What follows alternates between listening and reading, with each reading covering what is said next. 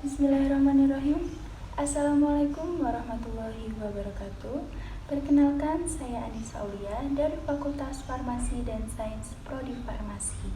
Di sini saya ingin menjelaskan materi mengenai translasi dari mata kuliah Biologi Sel Molekuler.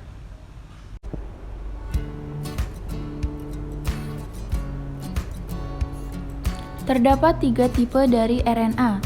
Yang pertama, messenger RNA atau mRNA, yaitu membawa informasi dari DNA di nukleus ke ribosom di sitoplasma. Yang kedua, ribosomal RNA atau rRNA, yaitu bergabung dengan protein untuk membentuk sebuah ribosom. Yang ketiga, ada transfer RNA atau tRNA, yaitu mentransfer asam amino ke ribosom untuk membantu membangun protein. Nah, apa sih translasi itu? Translasi merupakan proses penerjemahan messenger RNA untuk dibuat menjadi bentuk protein.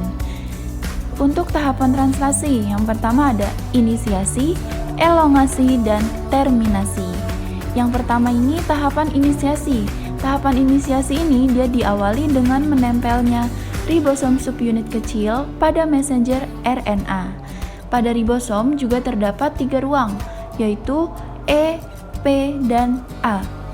Ribosom subunit kecil akan menempel pada messenger RNA dengan bagian P yang tepat pada kodon start AUG dari messenger RNA. Kemudian datang tRNA yang memiliki antikodon UAC yang akan berpasangan dengan kodon AUG pada messenger RNA. tRNA ini dia membawa serta asam amino metionin yang merupakan asam amino pertama untuk translasi. Berikutnya akan datang ribosom subunit besar yang menyatu dengan ribosom kecil tadi sehingga terbentuk kompleks ribosom aktif yang dapat bekerja menghasilkan protein. Subunit yang telah menyatu akan menempatkan tRNA tepat di ruang P pada ribosom aktif tersebut. Lanjut tahap kedua ini tahap elongasi. Tahap elongasi dia diawali dengan datangnya tRNA yang memiliki antikodon yang bersesuaian dengan kodon dalam ruang A. Ribosom tRNA tersebut dia datang dengan membawa asam amino tertentu yang sesuai dengan kodon pada messenger RNA. tRNA akan masuk ruangan A, kemudian asam amino yang telah sebelumnya terbentuk di ruang P akan disambungkan atau diikatkan dengan asam amino pada transfer RNA yang baru datang di ruang A.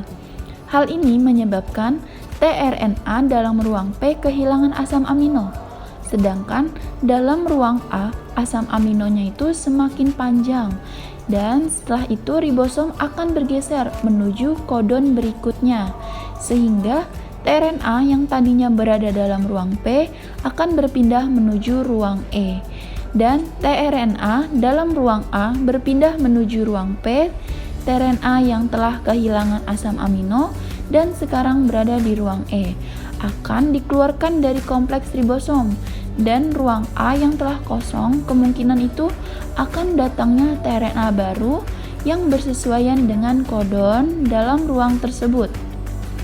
Proses ini itu akan terus berulang sepanjang rantai messenger RNA hingga semua kodon diterjemahkan menjadi urutan-urutan asam amino. Lanjut tahap terminasi. Tahap terminasi atau tahap akhir dari translasi itu terjadi saat ruang A sampai pada kodon stop atau kodon akhir. Kodon ini dia tidak akan memanggil tRNA tertentu, tetapi akan mengaktifkan faktor pelepasan yang menyebabkan ditambahkannya molekul air pada rantai asam amino yang telah terbentuk penambahan molekul air. Inilah yang menyebabkan rantai asam amino lepas dari ribosom dan siap dimodifikasi sehingga menjadi protein yang fungsional. Dan setelah itu, kompleks ribosom dan mRNA akan terpisah dan proses translasi berakhir. Ribosom subunit kecil dan subunit besar dan juga mRNA akan berpisah sebagai akhir dari proses translasi.